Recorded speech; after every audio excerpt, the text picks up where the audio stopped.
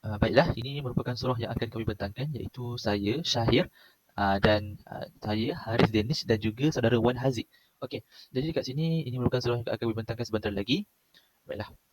أعوذ بالله من الشيطان الرجيم بسم الله الرحمن الرحيم والسماء والطارق وما أدراك ما الطارق النجم الثاقب إن كل نفس لما عليها حافظ فلينظر الإنسان مما خلق من ماء دافق يخرج من بين الصلب والترائب إنه على رجعه لقادر يوم تبلى السرائر فما له من قوة ولا ناصر والسماء ذات الرجع والأرض ذات الصدع إنه لقول فصل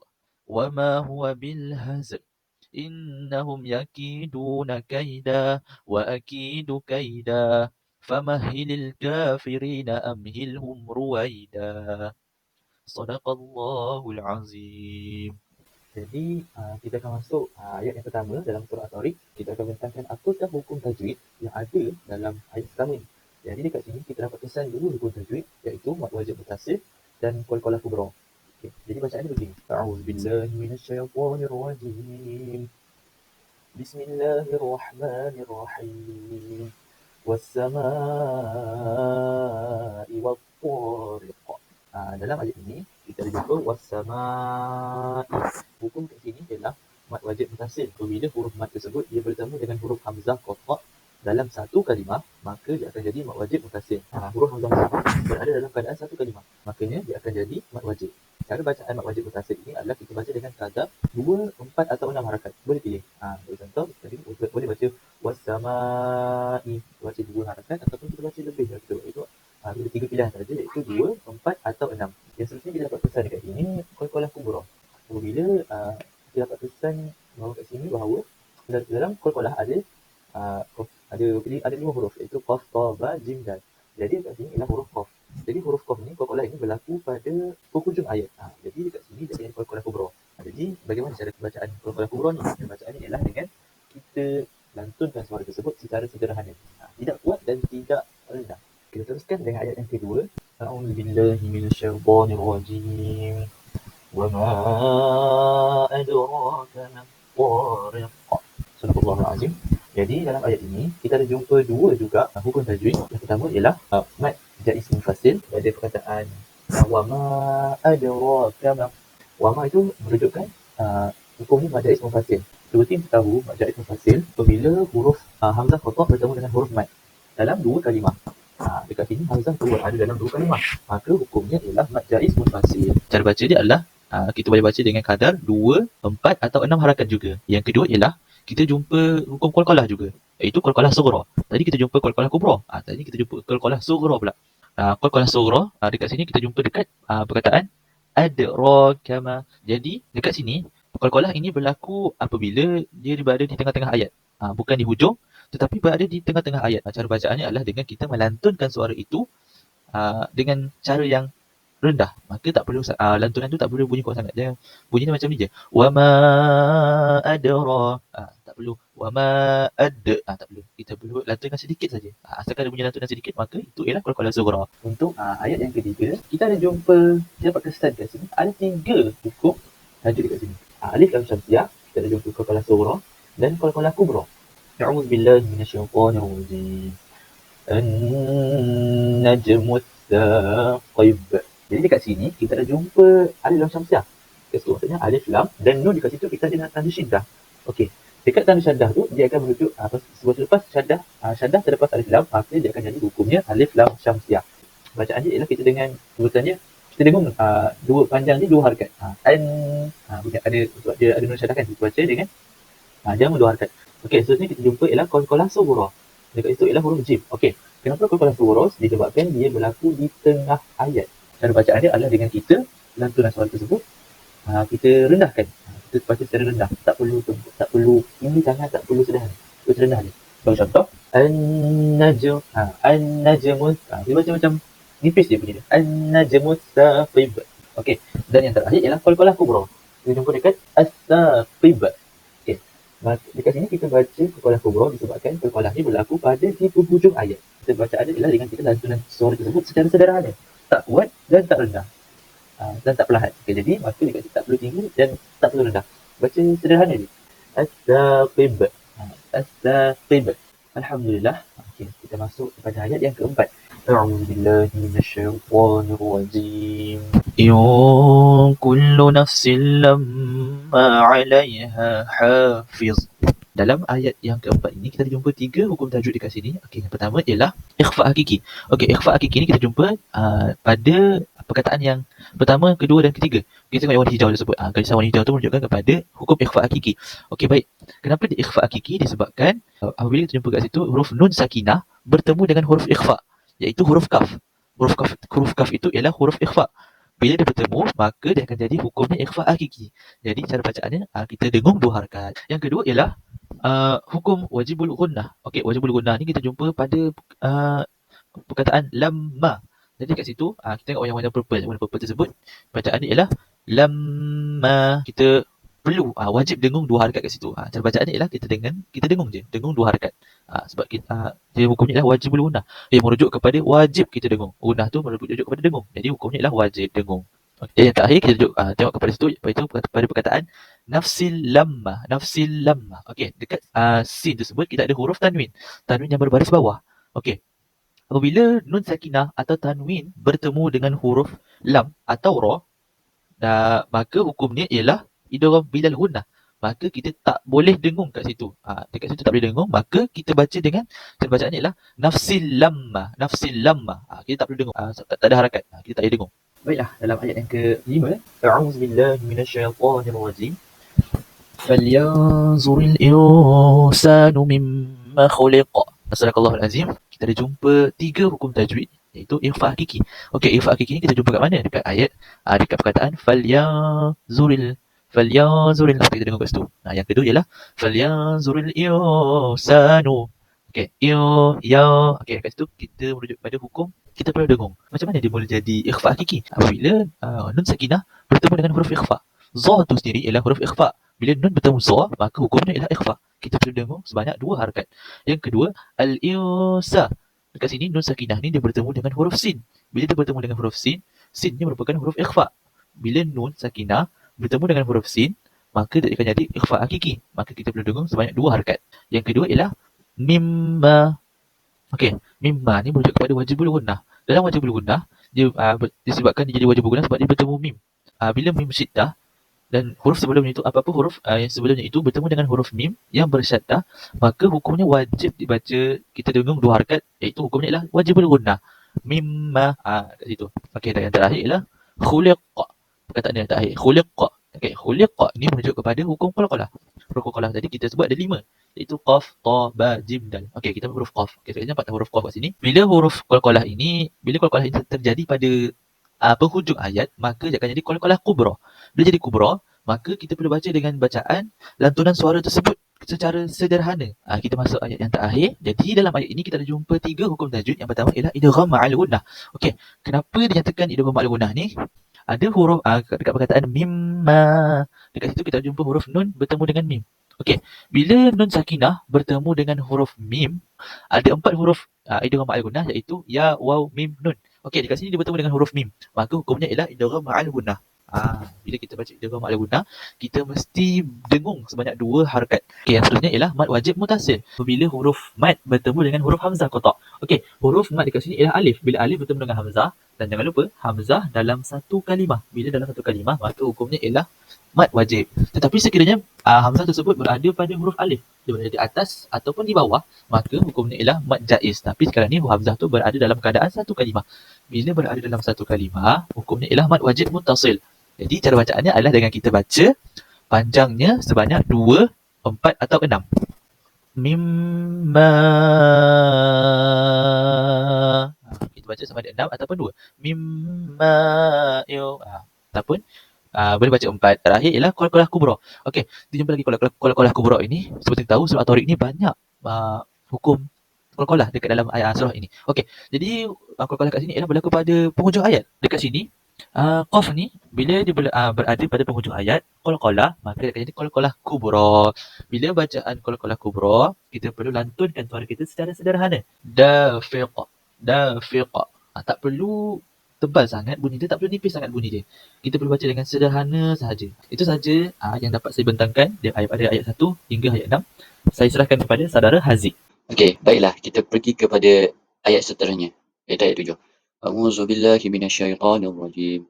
Yakhruju min baini sulbi wat tara'ib. Kat sini kita boleh kena pasti dua hukum tajwid. Iaitu pertama ada iklab, yang kedua iaitu mad wajib muttasil. Okey, iklab ni cara nak kena pasti dia apabila nun sakinah, nun yang tidak berbaris, mempunyai tanda mim kecil di atasnya dan bertemu dengan huruf ba. Cara bacaan dia adalah meringankan bacaan mim ni.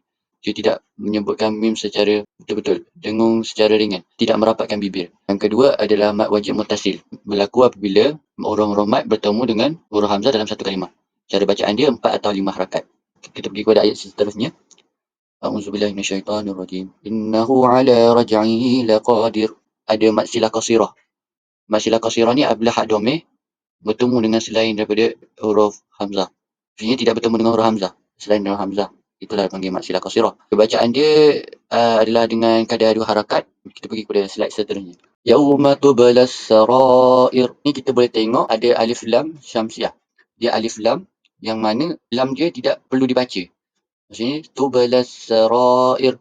Lam dia tidak dibaca. Okey, yang kedua, fama lahu min quwwatin wala nasir. Ada mad silah qasirah. Yang mana mad silah qasirah ni hak dhamir berjumpa dengan selain daripada hamzah yang dibaca dengan kadar 2 harakat. Baiklah, ayat ke-11 pula. Was-sama'i zatir raj'. Okey, kat sini kita boleh tengok ada qalqalah akbar. Apa qalqalah akbar ni? Yang mana qalqalah yang paling tinggi, pantulan detakan dia paling kuat. Kerana di belakang ayat ni ada sabdu. Bila ada sabdu dan mempunyai huruf-huruf qalqalah dibaca dengan pantulan yang kuat. Dan kita boleh tengok dekat was-sama'i. Kat was-sama'i ni mad wajib muttasil. Yang mana huruf-huruf mad bertemu dengan huruf hamzah dalam satu kalimah. Tidak dibaca 4 atau 5 harakat. Ketika ada ayat ke-12. Wal ardi zatis sad'. Ada terdapat alif lam qamariyah iaitu wal. Alif lam qamariyah ni dia berbeza dengan alif lam syamsiah. Alif lam syamsiah dia tidak menyebut huruf lam, tapi alif lam qamariyah dia menyebut huruf lam kerana ada tanda qamariyah. Itu tanda seperti bulat. Jadi kita perlu sebut dan dibaca dengan jelas. Wal ardi. Sini juga terdapat qalqalah akbar sekali lagi, yang mana di hujungnya ada sabdu. Zatus sad'. Okey, itu saja daripada saya. Saya serahkan slide seterusnya kepada Harid Danish. Bismillahirrahmanirrahim. Assalamualaikum warahmatullahi wabarakatuh. Saya Muhammad Haris Danish bin Muhammad Zailani daripada Option Paido. Pada hari ini saya pula akan sambung untuk membentangkan tajwid dalam surah At-Tariq ayat ke-13. A'udzubillahi minasyaitonirrajim. Innahu laqawlun fasl. Sadaqallahul azim. Seperti mana yang dilihat pada warna merah, innahu adalah berhukum tajwid idgham bi gunnah musyaddah ataupun digelar sebagai wajibul gunnah, di mana padanya wajib didengungkan sebanyak 2 harakat. Inna wajib didengungkan 2 harakat bagi menyempurnakan bacaan pada kalimah tersebut. Kemudian disambung dengan laqaulun. Seandainya diwakafkan pada perkataan laqaul, boleh dijadikan sebagai madlin. Apa itu madlin? Madlin itu sendiri membawa maksud mad yang mendatang atas sebab wakaf yang terjadi apabila sebelum huruf waw atau ya sukun berbaris atas dan wakaf di situ, maka perlu dibaca lembut sebanyak 2 harakat, yakni dengan bacaan innahu laqaul. Itu jika wakaf di situ. Jika sambung, innahu laqaulun fasl. Tanwin bertemu huruf fa ialah ifa hakiki, di mana ifa hakiki ni juga perlu dengung sebanyak 2 harakat. Fasl. Maka bacaan tersebut akan menjadi sempurna. Jadi bacaan penuh dia innahu laqaulun fasl. Kita sambung pada ayat ke-14. A'udzubillahi minasyaitonirrajim. wama huwa bil hazl. Sadaqallahul azim. Pada ayat tersebut kita boleh lihat pada kalimah wama ma dibaca panjang sebanyak 2 harakat kerana terdapat alif di situ, dan alif ini mewakili salah satu daripada 3 huruf dalam hukum tajwid mad tabi'i ataupun kita gelar sebagai mad asli, di mana perlu dibaca qasr. Qasr ni yakni 2 harakat. Wama kena jelas bacaan 2 harakat. Wama huwa bil hazl. Pada alif lam yang diwarnakan warna jingga itu mewakili hukum tajwid alif lam qamariyah, ataupun kita panggil dalam Al-Quran sebagai alif lam ta'rif. Alif lam qamariyah ini perlu dibaca jelas. Sebutannya memasukkan huruf lam sukun tadi dengan huruf sebelumnya, sebelum alif, yakni bil haz pula adalah idgham. Idgham kerana apa? Kerana memasukkan huruf lam tadi ke dalam huruf zal. Bil haz. Jadi bacaan penuh dia wama huwa bil haz. Kita akan sambung pada ayat ke-15. A'udzu billahi minasyaitonir rajim. Innahum yakiduna kaida. Sadaqallahul azim. Seperti mana yang dapat kita lihat pada perkataan yang berwarna hijau, kalimah berwarna hijau, innahum dibaca dengan keadaan didengungkan sebanyak 2 harakat ataupun dipanggil qas. Didengungkan 2 harakat kerana apa? Kerana di situ terdapat nun yang bertasydid, memiliki tanda syaddah. Jadi perlu didengungkan sebanyak 2 harakat supaya huruf tersebut dapat dibaca dengan sempurna. Innahum. Kalimah yang berikutnya yang berwarna jingga pula adalah izhar syafawi. Di mana izhar syafawi ni hum yakiduna, hum tanpa ada dengung dan mesti jelas. Sebab izhar itu maksudnya nyata, jelas. Sebutan bacaan tersebut tanpa perlu didengungkan seperti mana ikhfa syafawi ataupun idgham mislain syafawi. Sambungan dia innahum yakiduna. Perkataan ya dan waw yang berwarna kuning tersebut mewakili hukum tajwid mad tabi'i ataupun dikenali sebagai mad asli, di mana dibaca juga dalam kadar qasr, yakni 2 harakat. Yakiduna dibaca dengan 2 harakat sebab bacaan tersebut diwakili oleh salah satu daripada 3 huruf, yakni alif waw ya. Di situ ada 2 huruf ya dan waw sukun. Okey, berikutnya adalah perkataan kai adalah mad lin. Kai. Dan berikutnya berwarna biru pula adalah da mad iwad kerana berada di hujung wakaf. Bacaan mad iwad tidak dibaca tanwin dengan dengung kerana alif pada hujung tersebut telah menghilangkan salah satu baris fathah di hujung tersebut sehingga bacaannya menjadi satu baris saja. Jadi bacaan dia kaida, bukannya kaidan. Kaida. Sambung pada ayat yang ke-16. A'udzu billahi minasyaitonir rajim. Wa akidu kaida. Sadaqallahul azim. Seperti mana yang jelas kita lihat pada kalimah wa akidu dibaca secara qasr panjangnya. Kerana apa? Kerana hukum tajwidnya adalah mad tabi'i ataupun mad asli. Kemudian sambungan dia kai memasukkan sedikit dengan 2 harakat. Kaida itu adalah mad lin, di mana mad lin ni perlu dibaca lembut. Da itu adalah mad iwad. Sebenarnya kita tahu mad iwad ni dihilangkan salah satu baris tanwinnya kerana ada huruf alif di ujungnya dan bertujuan untuk mewakafkan bacaan, maka ia akan menjadi mad iwad dan dibaca dengan kadar satu baris, yakni kaida, bukan dibaca kaidan. Kita sambung pada ayat yang terakhir, yakni ayat ke-17. A'udzu billahi minasyaitonir rajim. Mahilil kafirin amhilhum ruwaida. Sadaqallahul azim. Pada perkataan famahilil kita nampak dekat situ ada alif lam ta'rif ataupun pecahannya digelar sebagai alif lam qamariyah. Yang berwarna kuning tersebut dapat terlihat alif lam tersebut adalah alif lam qamariyah, di mana alif lam qamariyah ini perlu dibaca nyata dan jelas. Lil memasukkan lam mati tadi, lam sukun tersebut pada huruf sebelum alif. Lil. Pada kalimah berikutnya ada 2 perkataan yang dimerahkan, yakni famahilil kafirin.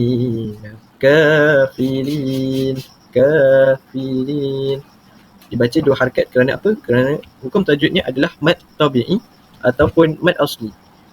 Baca 2 harakat dengan kadar qas. Kafiri 2 harakat. Kemudian kalimat seterusnya amhilhum ruwaida. Yang berwarna biru ada dua di situ. Amhilhum, amhilhum, amhilhum. Yang ini izhar syafawi. Mana mim mati bertemu dengan ha, dan lagi satu mim mati bertemu dengan huruf ra. Huruf tersebut perlu dibaca jelas. Ini baca tanpa ada dengung. Amhilhum ruwaida. Kemudian bersama dengan madlin yang perlu dibaca lembut pada warna ungu. Ruwaida, banyak dua harakat. Dan akhir sekali da tersebut adalah mad iwad. Mad iwad ni sentiasa berlaku di bahagian akhir sekali, yakni bahagian waqaf, dengan menghilangkan satu baris tanwin menjadi satu saja baris.